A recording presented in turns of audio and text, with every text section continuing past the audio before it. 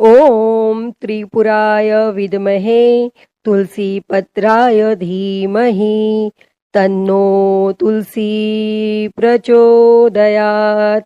हे मेरे प्रिय भक्तों, तुलसी माता के इस गायत्री मंत्र का जाप करने से मन शांत होता है तथा मन में सेवा भाव का संचार होता है और इस मंत्र का ध्यान करने से गृह कलेश आदि बाधाओं से मुक्ति मिलती है। प्रिय भक्तजनों, आइए सुनते हैं पुत्रदा एकादशी द्वादशी पारण के दिन तुलसी माता की कथा। जो कोई भी भक्त सच्ची श्रद्धा के साथ एकादशी का व्रत करते हैं और भगवान विष्णु का पूजन करते हैं, माता लक्ष्मी का पूजन करते हैं, माता तुलसी का पूजन करते हैं, शालिग्राम भगवान का पूजन करते हैं तो उनके सभी प्रकार के पापों का नाश होता है। भगवान विष्णु को जो कि तुलसी अति प्रिय है और इसीलिए जो भी भक्त प्रत्येक दिन तुलसी माता का पूजन करते हैं, तुलसी स्तोत्र आदि का पाठ करते हैं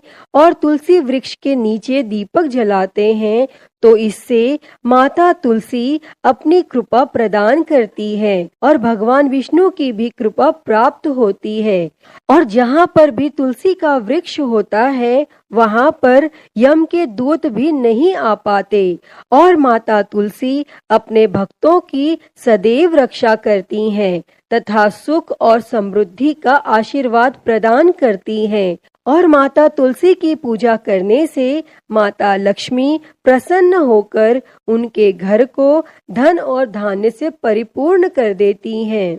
तो आइए सुनते हैं पुत्रदा एकादशी द्वादशी पारण के दिन तुलसी माता की कथा। तो प्रेम से बोलिए, माता तुलसी की जय, भगवान विष्णु की जय, माता लक्ष्मी की जय, भगवान शालिग्राम की जय, सर्व देवी देवताओं की जय। प्रिय भक्तजनों, माता तुलसी से जुड़ी हुई एक कथा बहुत ही प्रचलित है। श्रीमद् देवी भागवत पुराण में इनके अवतरण की दिव्य लीला कथा भी बताई गई है। एक बार भगवान शिव जी ने अपने तेज को समुद्र में फेंक दिया। उससे एक महातेजस्वी बालक ने जन्म लिया। यह बालक आगे चलकर जलंधर के नाम से पराक्रमी दैत्य राजा बना। इसकी राजधानी का नाम जालंधर नगरी था। दैत्य राज कालनेमी की कन्या वृंदा का विवाह जालंधर से हुआ।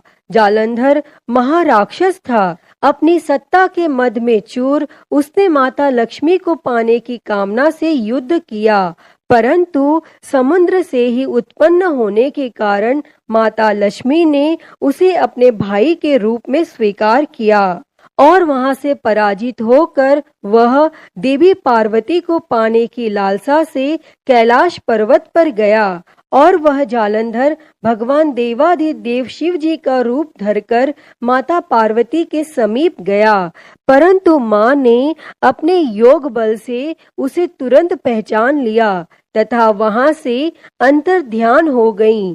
तब देवी पार्वती ने क्रुद्ध होकर सारा वृत्तांत भगवान विष्णु को सुनाया और जालंधर की पत्नी वृंदा अत्यंत पतिव्रता स्त्री थी।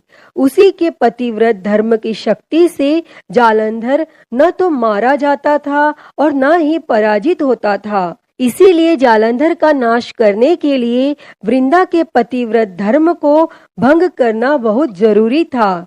इसी कारण भगवान विष्णु ऋषि का वेश धारण कर वन में जा पहुँचे और जहाँ वृंदा अकेली भ्रमण कर रही थी और भगवान के साथ दो मायावी राक्षस भी थे, जिन्हें देखकर वृंदा भयभीत हो गई और भगवान विष्णु जो कि ऋषि के वेश में थे, उन्होंने वृंदा के सामने पल में दोनों को भस्म कर दिया और उनकी शक्ति देखकर वृंदा ने कैलाश पर्वत पर महादेव के साथ युद्ध कर रहे अपने पति जालंधर के बारे में पूछा। तब ऋषि ने अपने माया जाल से दो वानर प्रकट किए।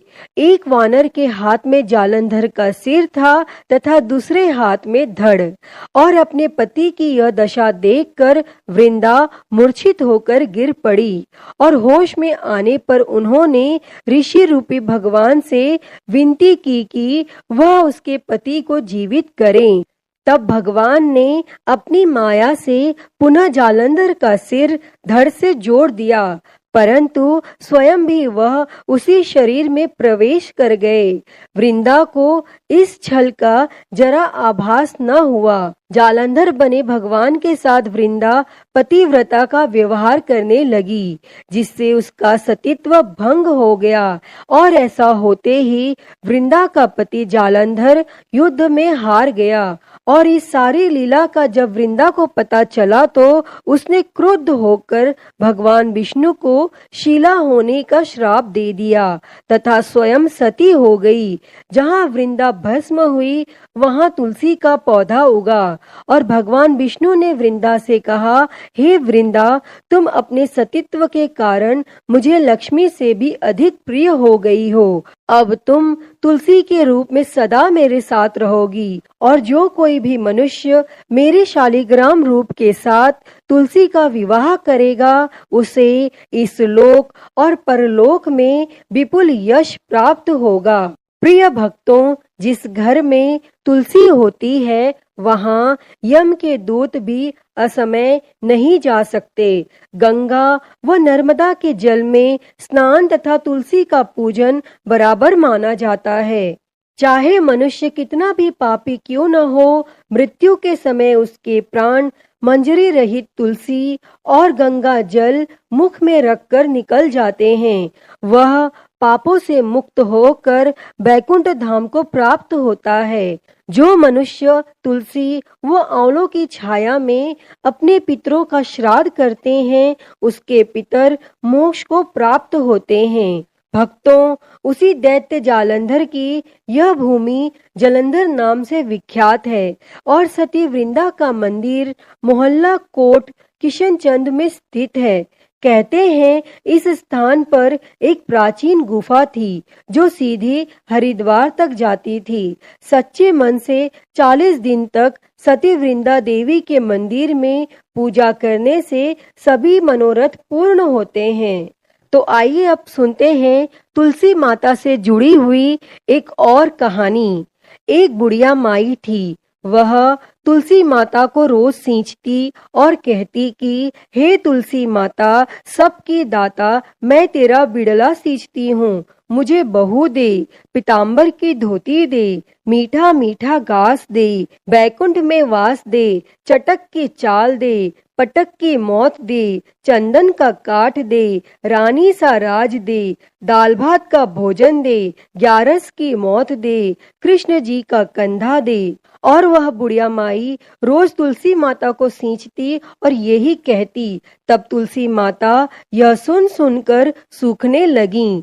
तो एक दिन भगवान श्री कृष्ण ने पूछा कि हे तुलसी, तुम क्यों सूख रही हो? तब तुलसी माता ने कहा कि एक बुढ़िया रोज आती है और यही बात कह जाती है, मैं सब बात तो पूरा कर दूंगी, लेकिन कृष्ण का कंधा कहाँ से लाऊंगी? तब भगवान श्री कृष्ण बोले, जब वो मरेगी तो मैं अपने आप कंधा दे दूंगा, तू बुढ़िया माई से कह देना।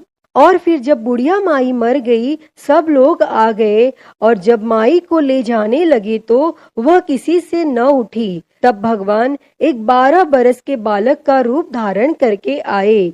तब उस बालक ने कहा, मैं माई के कान में एक बात कहूंगा तो बुढ़िया माई उठ जाएगी। और बालक ने कान में कहा, बुढ़िया माई मन की निकाल ले, पीताम्बर की धोती ले, मीठा मीठा घास ले, बैकुंठ का वास ले, चटक की चाल ले, पटक की मौत ले, कृष्ण जी का कंधा ले। तब यह सुनकर बुढ़िया माई हल्की हो गई। तब भगवान श्री कृष्ण ने कंधा दिया और बुढ़िया माई को मुक्ति मिल गई। हे तुलसी माता, जैसे आपने उस बुढ़िया माई को मुक्ति दी, वैसी ही मुक्ति इस कथा को कहते, सुनते और हुंकारा भरते को देना। तो बोलिए तुलसी माता की जय, वृंदावन बिहारी लाल की जय।